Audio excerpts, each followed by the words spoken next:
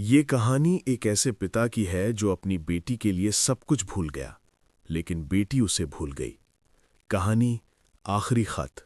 राघव अपनी 5 साल की बेटी पीहू से बेपनाह प्यार करता था। उसकी पत्नी के गुजर जाने के बाद पीहू ही उसकी दुनिया थी।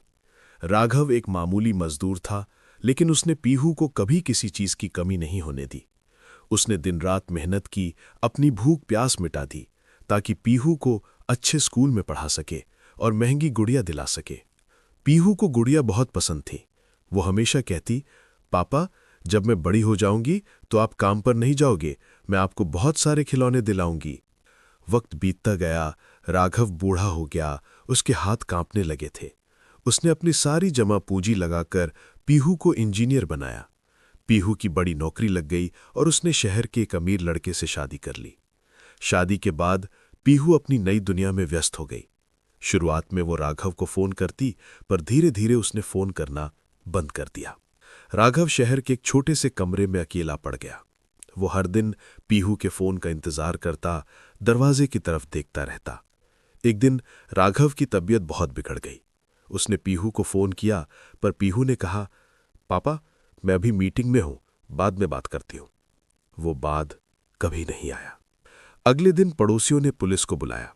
राघव अपने बिस्तर पर मृत पाया गया। उसके हाथों में उसकी पुरानी टूटी हुई गुड़िया थी, जो पीहू को बचपन में बहुत प्यारी थी।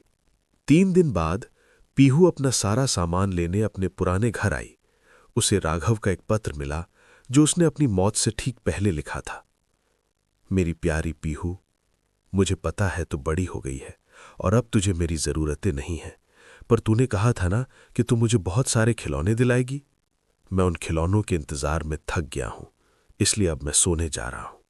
अपनी सेहत का ख्याल रखना।